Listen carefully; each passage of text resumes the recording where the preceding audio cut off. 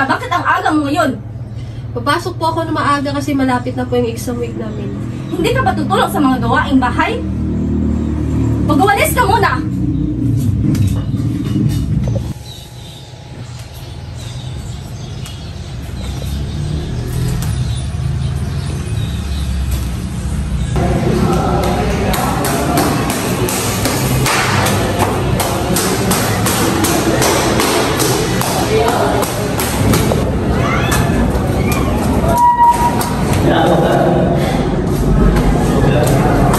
Okay class, I will be releasing the exam scores today.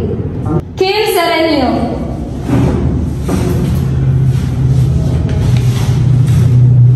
CJ Cabrete,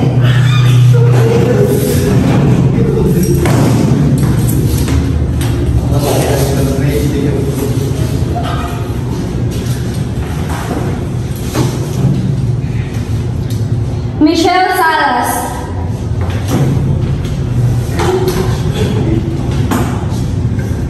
Ana Tayubo,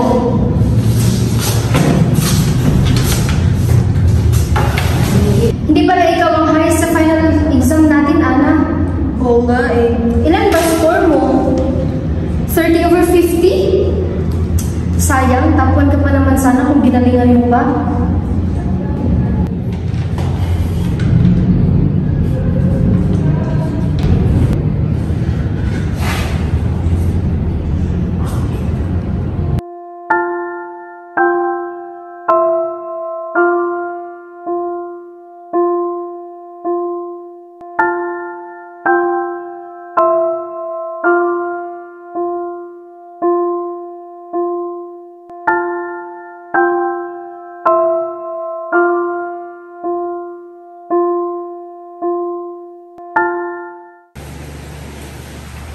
Ma, ito na po yung grades ko sa final exam.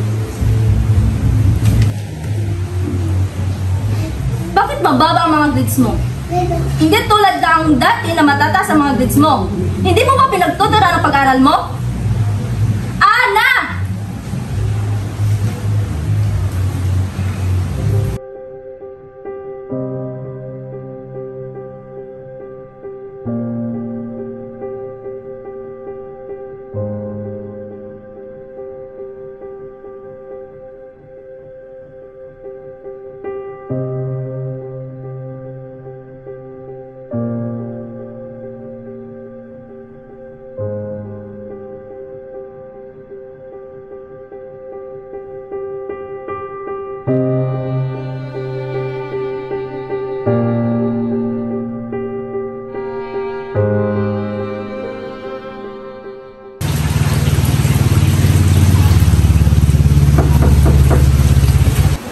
Come in!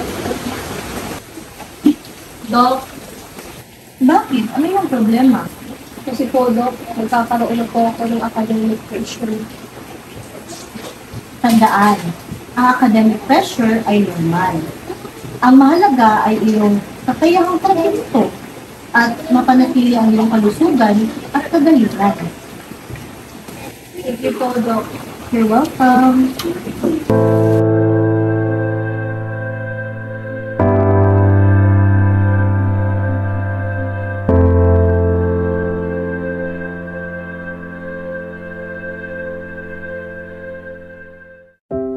Academic pressure is a significant problem in education today. Many students experience stress and difficulty due to the high expectations placed upon them. This pressure can come from family, friends, or society itself. It is crucial for teachers, parents, and educational leaders to understand this pressure to help students. They need to provide support, guidance, and strategies for managing stress and achieving balance between academics and life.